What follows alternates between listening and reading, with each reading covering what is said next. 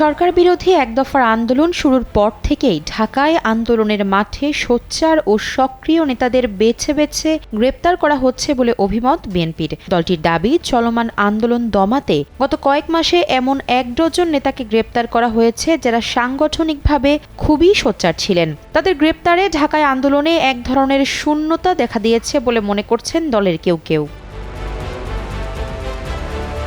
তাদের অভিমতের ফলে ঢাকায় সংগঠনও দুর্বল হয়ে পড়েছে। এদের আন্দোলন সক্ষমতা ইতোমধ্যে দলের কাছে পরীক্ষিত ও প্রমাণিত। তাই চূড়ান্ত আন্দোলনের শেষ ধাপ শুরুর মুহূর্তে এ বিষয়টি দারুণ ভাবাচ্ছে বিএনপির হাইকমান্ডকে।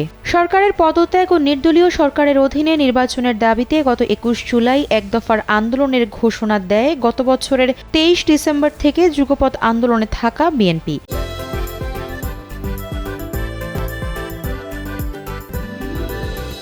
জানা গেছে, সেপ্টেম্বরের শেষ দিক থেকে এক দফার আন্দোলনে ভিন্নতা আসবে। আর দ্বাদশ সংসদ নির্বাচনের তফসিল ঘোষণার আগেই আন্দোলন সফল পরিণতিতে নিয়ে যেতে চায় দলটি। মধ্য অক্টোবরের মধ্যেই চূড়ান্ত লক্ষ্য অর্জন করতে চান নেতারা।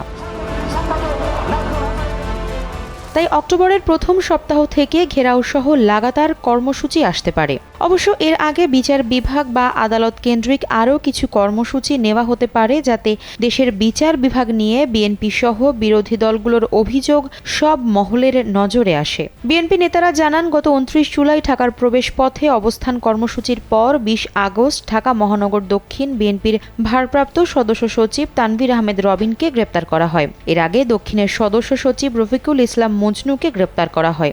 এছাড়া গত কয়েক মাসে যুবদলের সাধারণ সম্পাদক আব্দুল মোনায়েম মুন্না, বিএনপির বাণিজ্য বিষয়ক সম্পাদক ও ঢাকা ৪ আসনের সাবেক এমপি সালাউদ্দিন আহমদ, যুবদলের সাবেক সভাপতি সাইফুল ইসলাম নীরব, যুবদলের সাবেক সহসভাপতি এস.এম. জাহাঙ্গীরকে গ্রেপ্তার করা হয়।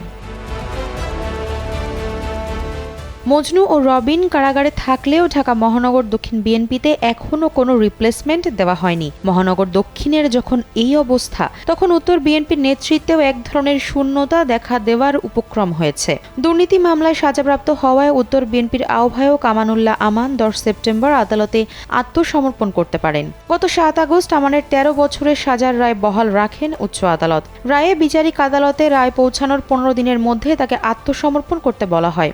যদিও বিএনপির দাবি, সম্পূর্ণ রাজনৈতিক উদ্দেশ্যে আমানকে সাজা দেওয়া হয়েছে। চূড়ান্ত ধাপের আন্দোলন সামনে রেখে ঢাকা মহানগর উত্তর বিএনপিতে আমানের এই শূন্যতা দলটির হাইকমান্ডকে ভাবাচ্ছে। এদিকে মাঠের আন্দোলনে সোচ্চার দল ও অঙ্গ সংগঠনের এসব নেতা গ্রেপ্তার হওয়ায় বিএনপি আগামীতে ঢাকায় আন্দোলনকে আরও বেগবান করতে পারবে কিনা তা নিয়ে এক ধরনের প্রশ্ন দেখা দিয়েছে। যদিও বিএনপি থেকে বলা হয়েছে, প্রতিটি নেতারই যোগ্য রিপ্লেসমেন্ট রয়েছে। দলের নেতার কোনো ক্রাইসিস নেই, তবে বাস্তবতা ভিন্ন বলে মনে করছেন দলের অনেক নেতা। আফসা আরা নাজ, কালবেলা।